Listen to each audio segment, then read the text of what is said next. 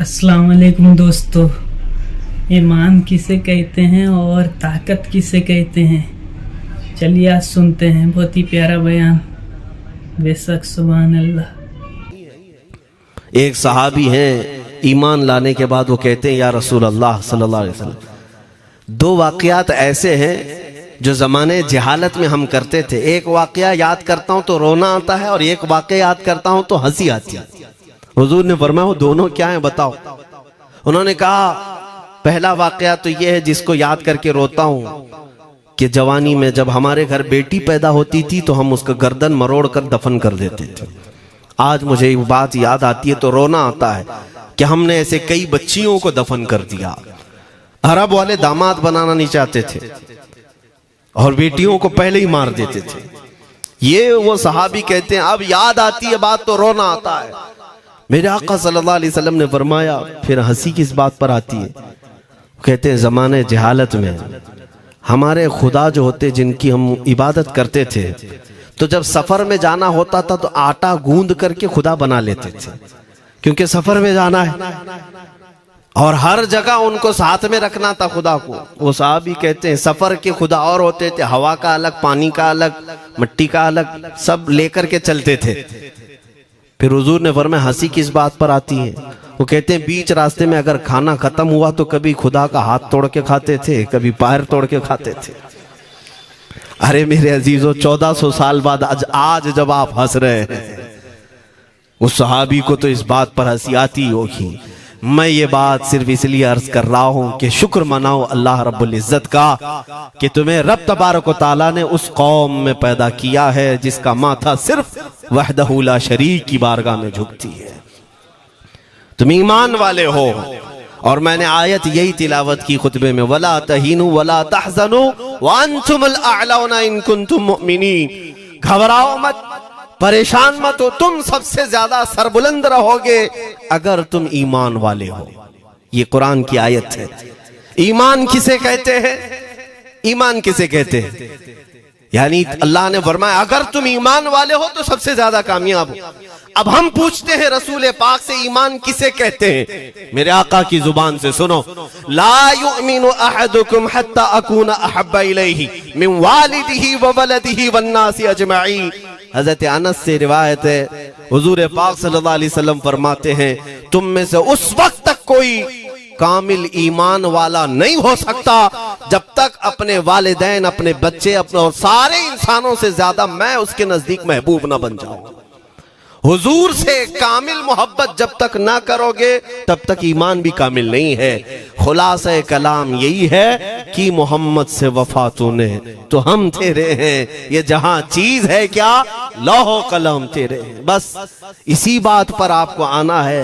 इकबाल भी ये कहता है मैं जर्मनी गया, यूरोप का सफर किया, वहां की तरक्कियों को देखा और वो लोग बहुत आगे बढ़ रहे थे। मैं इसीलिए सफर किया कि मैं वहां तहकीक करके आऊं, देखूं, अपनी कौम को आकर के मैं बताऊं मुसलमानों को कि किस फील्ड में तुम जाओगे तो कामयाब होंगे।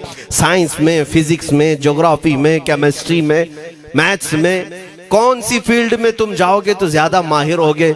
कई साल इकबाल ने वहां की खाक छानी, तहकीकात किया और वापस जब आया अपनी कौम की तरफ, अल्लामा इकबाल कहते हैं मैं सारी दुनिया वहां की यूरोप की छान करके आया, यही देखने गया था कि मेरी कौम किस मैदान में उतरे तो कामयाब होगी। तो लोगों ने पूछा क्या वो तुम्हें राज मिल गया? वो कहते हाँ मुझे राज मिल गया। लोगों ने पूछा किस मैदान में उतरे? तो वो इकबाल कहता है मैं तो राज को पहुंचा, अपनी कौम को बताता हूं तुम्हारी तरक्की का राज सिर्फ इतना ही है कि मोहम्मद से वफा तूने, कि मोहम्मद से वफा तूने तो हम तेरे हैं। ये जहां चीज है क्या लौह कलम तेरे हैं। सारी कामयाबी का असल राज मेरे आका से बेइंतहा मोहब्बत है। मैं दीनी शख्सियात की बात अपनी जगह पर, जो जिसको आप दुनियावी उलूम कहते हैं, लाओ मैथ्स का कोई बहुत बड़ा माहिर रियाजीदान या कोई साइंटिस्ट आपको ऐसा लगता हो, लाओ मेरे आला हज़रत इमाम अहमद रजा फाजिल बरेलवी के सामने। जानते हैं आप, उस आला हजरत फाजिल बरेलवी ने 55 उलूम पर अपनी तहकीकात लिख दी हैं। बाकी जानते कितने थे वो अल्लाह ही बेहतर जाने। एक बात मैं आपको बता रहा हूं, मैथ्स में, मैथमेटिक्स में उनके पास ऐसी ऐसी इजादात थी। एक किताब आला हजरत ने लिखी है ज्योमेट्री पर, आज के बच्चे जो कॉलेज पढ़ते हैं वो जानते होंगे। ज्योमेट्री की भी कई उसमें अक़साम लिखी गई हैं। और आला हजरत ने एक किताब लिखी है कश्फुल इल्ला अन सिमतिल क़िबला, क़िबला पहचानने का इल्म। तुम तो आज वो कंपास लेकर के पहचानते हो ना, अब तो मोबाइल में आ गया, मोबाइल को घुमाओ, इधर दिखा रहा उधर, उधर दिखा रहा उधर क़िबला। मेरे अजीजों, इस्लाम मशीनों से नहीं चलता है। इसका सेल चला गया तो क्या तुम्हारा इस्लाम चला जाएगा? इसकी बैटरी चली गई तो क्या तुम्हारा दीन चला जाएगा? नहीं, इस्लाम मुकम्मल कवायद और ज़वाबित के साथ है। सारी मशीनें खत्म भी हो जाए, इस्लाम ने तुम्हें कायदे बनाकर दिखाए हैं, प्रैक्टिकल। ये क़िबला पहचानने का इल्म होता है। शहर का तूलुल बलद अर्जुल बलद देखना होता है, बहुत सारी उसमें चीजें, उसकी सतह समंदर से ऊंचाई कितनी है, फिर सितारों को देखा जाता है, फिर पहचाना जाता है क़िबला, उसको हिसाब में लगाया जाता है। आला हजरत ने ये जो किताब लिखी पूरे 1400 साल में है। आला हजरत की ये किताब जिसमें 10 कायदे खुद उन्होंने इजाद किए, उनसे पहले किसी ने नहीं लिखी, खुद उन्होंने इजाद किए। और उसके बाद आला हजरत ने चैलेंज के साथ कहा कि मैंने, फकीर ने ये 10 कायदे इजाद किए हैं, इस पर कोई अमल करके क़िबला पहचानना चाहे तो उस पर अमल करके खड़ा हो जाए। अगर हिजाबात हटा दिए जाएं तो काबा उसकी नाक के सामने होगा। आला हजरत ने लिखा है काबा ऐन उसकी नाक के सामने होगा।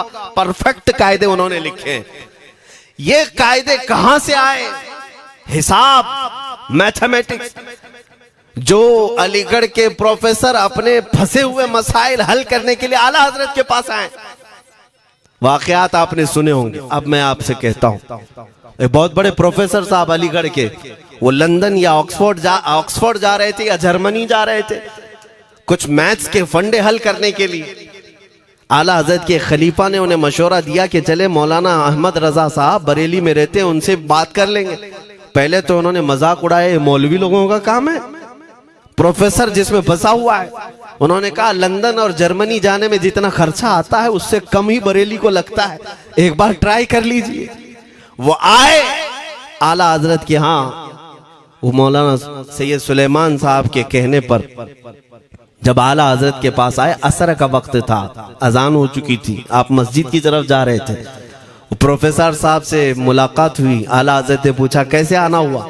उन्होंने कहा एक बहुत पेचीदा मसले में फंस गया हूं, मैथ्स का, रियाजी का, हिसाब का हल नहीं होता, इसके लिए मैं बाहर का सफर कर रहा था। आपके शागिर्द मौलाना सुलेमान साहब ने कहा कि आपसे मिलने। आला हजरत ने कहा दिखाएं क्या मसला है?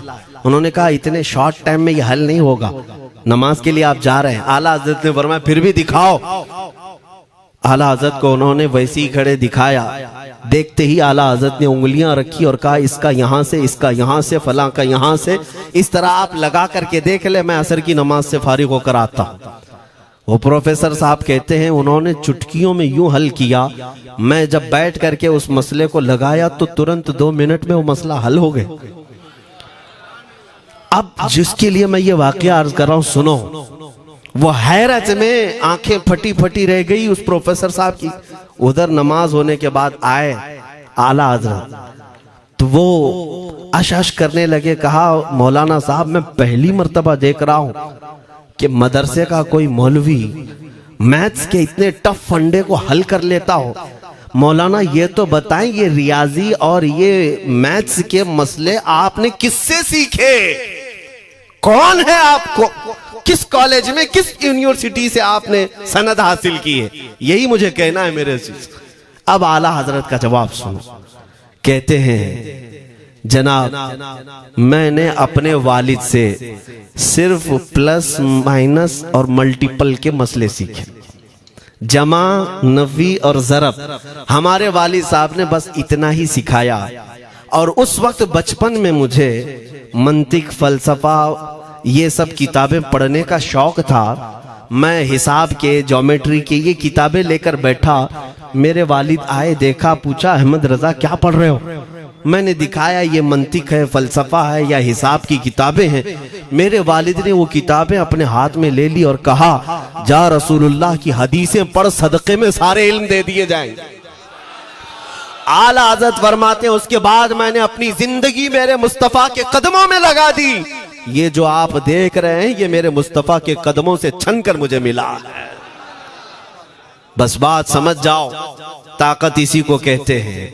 नबी पाक सल्लल्लाहु ताला अलैहि वसल्लम से बेइंतहा मोहब्बत करने वाला वो दुनिया के किसी मैदान में भी तन्हा नहीं होता, तन्हा नहीं होता।